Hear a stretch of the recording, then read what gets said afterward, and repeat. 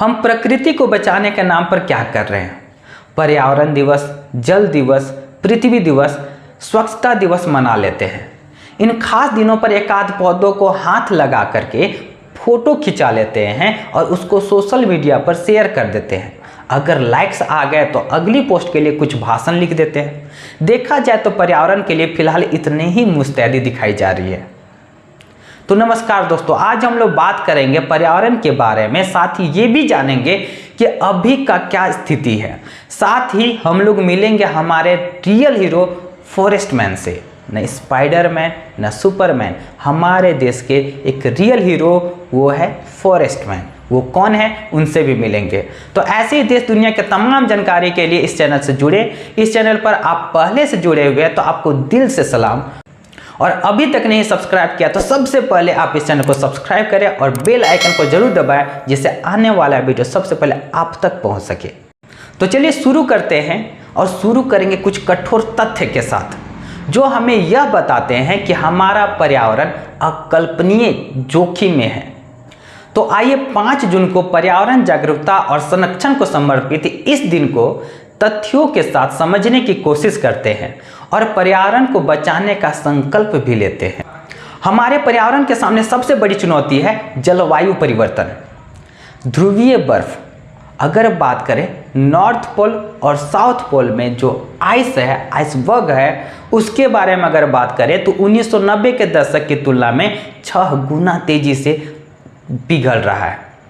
Greenland और Antarctic ने तो 1992 और 1917 के बीच में 6.4 ट्रिलियन 6.4 ट्रिलियन से भी अधिक बर्फ खो दी है।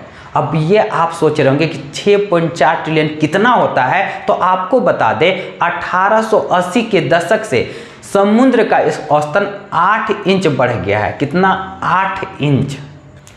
जलवायु परिवर्तन में सबसे बड़ा योगदानकर्ता में से एक है प्रदूषण। कार्बन मेजर्स की रिपोर्ट के अनुसार लगभग 100 कंपनी, अगर पूरे दुनिया का ऐसे 100 कंपनियां हैं जो 71%, पूरे दुनिया में जितना भी प्रदूषण होता है उसका 71% मात्र 100 कंपनी जिम्मेदार है। प्रदूषण पर नजर डालें तो सबसे बड़ी चिंता प्लास्टिक से पैदा होने वाला प्रदूषण है। पिछले 150 साल में जितने प्लास्टिक का उत्पादन हुआ है उसका आधा हिस्सा पिछले 15 साल, मात्र 15 साल में तैयार किया गया है। हर साल करीब 80 लाख टन प्लास्टिक समुद्र कचरा में फेंका जाता है। हर साल लगभग 1 लाख प्रजातियां विलुप्त हो जाती है, चाहे वो पेड़ पौधा का हो, चाहे वो पक्षी, कीड़ा मकोड़ा, जीव जंतु, सभी का अगर बात करें तो लगभग 1 लाख प्रजातियां हर साल विलुप्त हो रही हैं। और विशेषज्ञों का कहना है कि प्रजातियों का तेजी से नुकसान प्राकृतिक विलुप्त होने के दर से 1000 से 10,000 गुना अधिक है। मतलब जितना पहले जिस रेशियो से विलुप्त हो रहा था उसका 1000 से 10,000 गुना तेजी से विलुप्त हो रहा है, जो कि बहुत ही खतरा है, बहुत ही खतरे का संकेत दिया जा रही है। आपदाएं सबसे बड़े संकेत में से एक है जो बताती है कि पर्यावरण के साथ सब कुछ ठीक नहीं है, बिल्कुल भी ठीक नहीं है। और ये कैसे ठीक नहीं है? अगर हम लोग पिछले 30 वर्ष में जलवायु संबंधी आपदाओं को देखें, पिछला 30 साल, तो 3 गुना बढ़ गया है।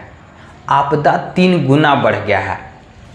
आपदा के कारण हर साल 20 मिलियन से भी अधिक लोग अपना घर छोड़ने को मजबूर होते हैं।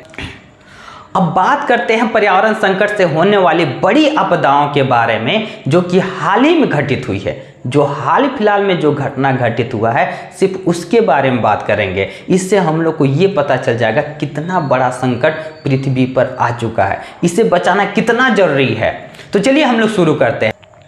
अगर हम लोग 2020 का घटना के बारे में बात करें तो वो सबसे बड़ा संकट और बहुत ही विनाशकारी घटना था, और वो घटना था ऑस्ट्रेलिया के जंगलों में आग लगना।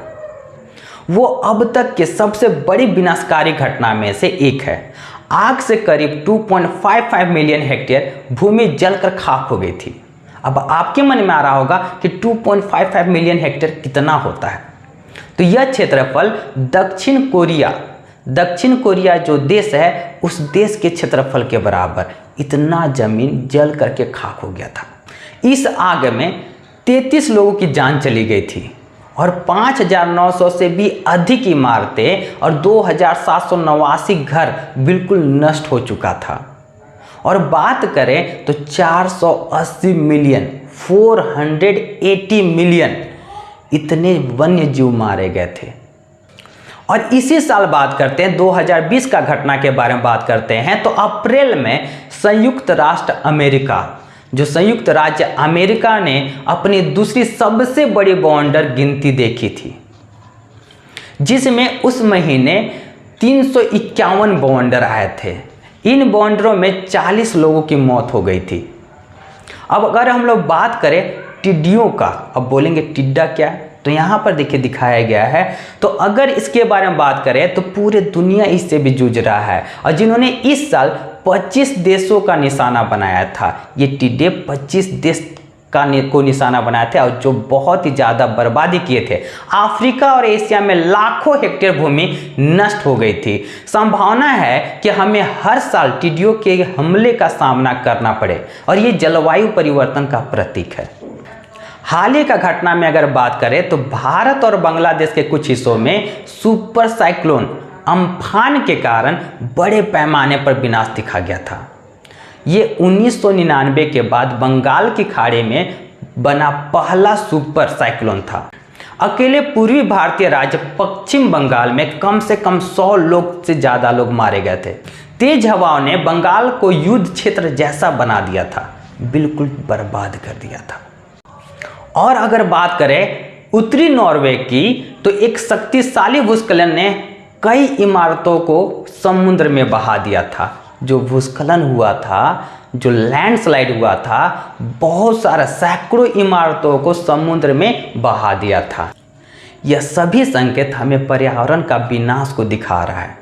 लेकिन इसी बीच आपको एक ऐसा समाचार बताता हूं जो बहुत ही सुखद है और हमें गर्व महसूस होगा जब ये पता आपको लगेगा कि ये कोई और नहीं, ये भारत का घटना है, यह भारत का समाचार है। जैसा कि आपको शुरुआत में बताया गया था कि आज हम लोग मिलेंगे एक रियल हीरो जो है फॉरेस्ट मैन के नाम से जाना जाता है, तो उनसे हम लोग मिलते हैं। तो चलिए यहाँ पर देखते हैं, ये वही शख्स हैं जो अपने जीवन में इतने पेड़ लगाए हैं जितने अपने पूरे जीवन में कभी लाइक नहीं देखा होगा। ये इतने पेड़ लगाए हैं जितना YouTube पर आप वीडियो सर्च नहीं किए होंगे, वीडियो देखे नहीं होंगे, उससे कहीं लाखों गुना ज़्यादा ये पेड़ लगा चुके हैं। पद्मश्री पुरस्कार से सम्मानित ये हैं जादव पायेंग, जिन्हें फॉरेस्ट मैन ऑफ इंडिया भी कहा जाता है, जो आसाम से बिलोंग करते हैं।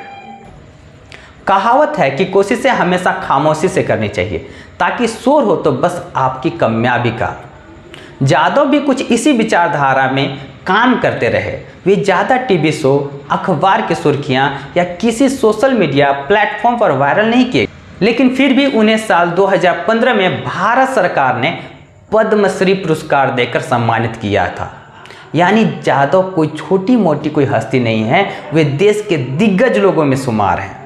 जादव ने अपने जीवन में 40 साल जंगलों को दिए हैं, 40 ईयर्स। उन्होंने ब्रह्मपुत्र नदी के एक द्वीपीय इलाके अरुणा सपोरी में अकेले दम पर 1360 एकड़ में फैला जंगल खड़ा कर दिया। 1360 एकड़। अब आप ये बोलिएगा कि 1360 एकड़ कितना होता है, तो मैं आपको बता दूं, सिंगापुर जो देश है, सिंगापुर का टोटल क्षेत्र कितना है, टोटल क्षेत्र अगर बात करें तो 1360 के आसपास है। मतलब उतना बड़ा एरिया में ये जंगल लगा है और इनकी कारनामों के कारण वे देश से सम्मानित किए गए। उनके बनाए जंगल में आज हजारों की संख्या में जानवर और पक्षी रह रहे हैं। जादव पायेंग ने 1718 में अपने इसी काम की शुरुआत की थी, तब वो केवल मात्र 10th क्लास में पढ़ते थे। उनका बनाया जंगल में आज के समय में अगर बात करें तो 5 रॉयल टाइगर वहां पर देखने को मिलता है, रॉयल बंगाल टाइगर, और 100 से भी अधिक हिरने, भालू, गिद्धों और अनेक प्रकार के प्रजातियों के पक्षियों का घर है। तो अगर आप भी पर्यावरण को बचाना चाहते हो तो ज़्यादा से ज़्यादा पेड़ लगाइए, व्यर्थ पानी का बर्बाद ना करें, पेट्रोल या डीजल के गाड़ी के जगह पर इलेक्ट्रिक व्हीकल का उपयोग करें। तो इन सभी छोटी छोटी बातों से आप पर्यावरण को बचा सकते हैं। तो कैसा लगा आज का सेशन? नीचे कमेंट बॉक्स में कमेंट करके ज़रूर ये बताएं कि आपको ये सेशन कैसा लगा। आशा करते हैं आपको ये सेशन बहुत ही अच्छा लगा होगा और इसमें बहुत ही ऐसे जानकारी, बहुत ही नया जानकारी आपको मिला होगा। तो अब मिलते हैं अगले नए वीडियो में। ऐसे ही देश दुनिया के तमाम जानकारी के लिए इस चैनल को सब्सक्राइब करें, साथ ही बेल आइकन को जरूर दबाएं। ये सेशन अच्छा लगा हो तो लाइक कीजिएगा, साथ ही अपने दोस्तों या रिलेटिव के साथ इस जानकारी को शेयर कीजिएगा। तो मिलते हैं अगले वीडियो में, तब तक के लिए बाय बाय।